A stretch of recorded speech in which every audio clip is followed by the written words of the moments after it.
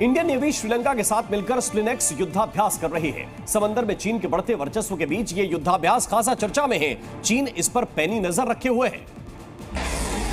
भारत और श्रीलंका की नौसेना विशाखापट्टनम में 17 से 20 दिसंबर तक द्विपक्षीय नौसैनिक अभ्यास कर रहे हैं। इसे नाम दिया गया है स्लिनेक्स 2024। इस अभ्यास का मकसद दोनों देशों की नौसेनाओं के बीच आपसी सामंजस्य और ताकत को बढ़ाना है। भारत श्रीलंका की नेवी एक्सरसाइज को 2 चरणों में बांटा गया है। 17 दिसंबर से 18 दिसंबर तक बंदरगाह चरण को खत्म किया गया और 19 से 20 दिसंबर तक दोनों नौसेना समुद्री चरण का अभ्यास कर रही हैं। आपको बता दें कि 2005 में शुरू किया गया स्लिनेक्स द्विपक्षीय नौसैनिक अभ्यासों की ही महत्वपूर्ण कड़ी है। इससे पिछले कुछ वर्षों में भारत और श्रीलंका के बीच समुद्री सहयोग बढ़ा है।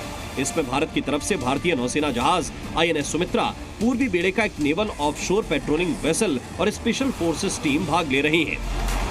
वहीं श्रीलंका की तरफ से SLNS सयूरा, एक ऑफशोर पेट्रोलिंग वेसल और स्पेशल फोर्स शामिल हुई हैं। समुद्री चरण में स्पेशल फोर्स की ट्रेनिंग, गन फायरिंग, संचार अभ्यास, नाविक अभ्यास और हेलीकॉप्टर फाइट प्लान को शामिल किया गया है।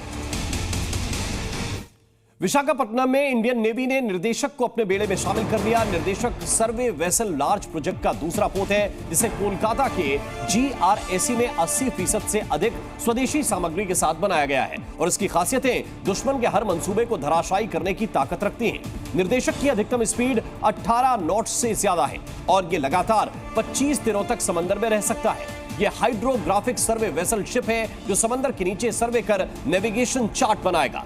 भारत के बनाए गए हाइड्रोग्राफी चार्ट के जरिए ही दुनिया के तमाम देशों के युद्धपोत और मालवाहक जहाज हिंद महासागर क्षेत्र से गुजरते हैं। हिंद महासागर क्षेत्र में सिर्फ भारत के पास ही हाइड्रोग्राफ की तकनीक है। यह शिप भारत की समुद्री ताकत को बढ़ाने के साथ साथ देश के समुद्री क्षेत्र की मैपिंग करने में अहम भूमिका निभाएगा।